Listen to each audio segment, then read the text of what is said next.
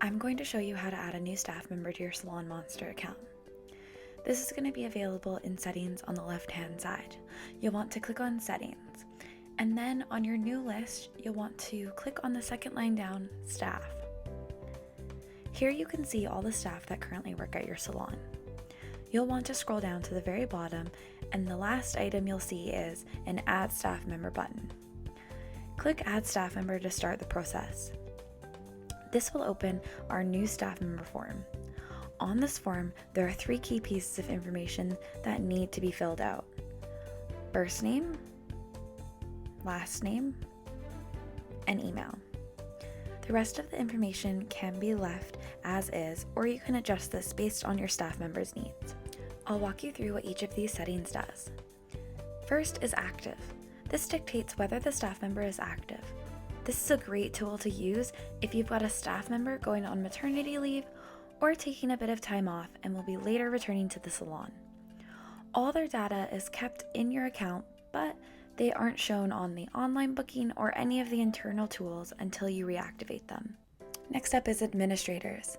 These are those with superpowers in the salon. When you turn administrator on, that gives this user access to all the key settings of your account. They will be able to adjust anything on the account, they can see all reports and adjust all settings. They can also see all the calendars and clients of other staff members. In this case, I will turn administrator off. Next up is scheduling. This is whether or not the staff member has a calendar. That means if a staff member has a calendar, they are able to take bookings and appointments. A staff member that might not have a calendar could be a front desk administrator, an accountant, or a business manager who works in the business but doesn't actually work on the cutting floor. This is a great option if you have any of these people and you can turn that off. Staff members who do not have a calendar do not count towards your total number of staff with your salonMonster account. Next is whether the staff member can edit their own settings.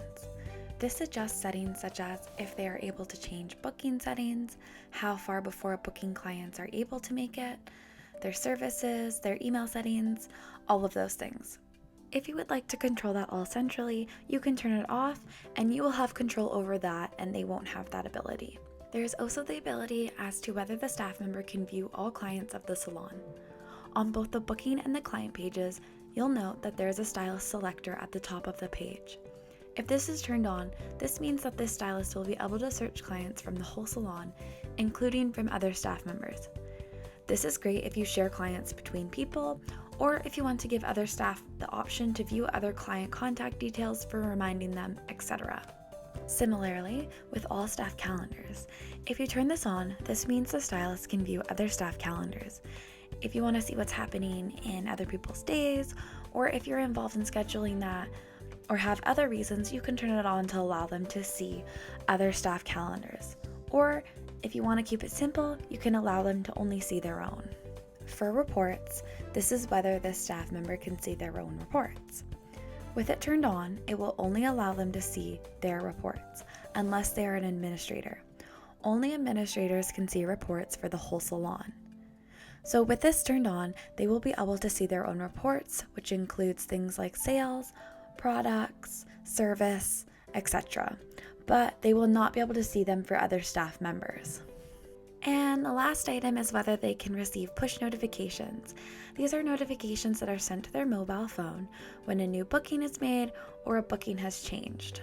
Here you'll note that there is no password to be set. The password is going to be sent automatically when you complete this, and their password will be confidentially sent to the individual.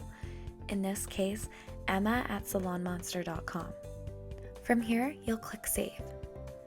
You'll see the notification that you have successfully added a new staff member, and Emma will receive an email with their temporary password.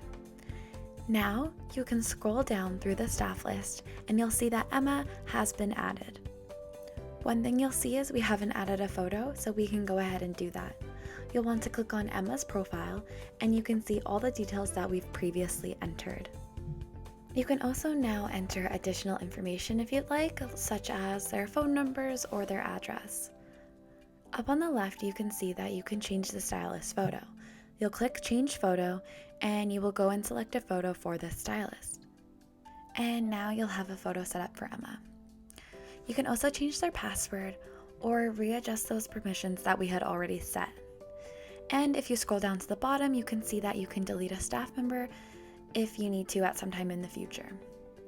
You'll want to hit save to finalize those changes, and congrats, you have added a new staff member.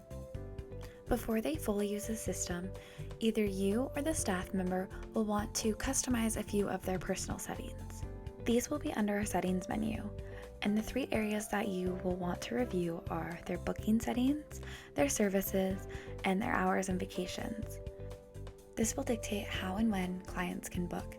You'll want to click on each particular setting and make sure you select that staff member from the drop-down menu, and then you can customize their details.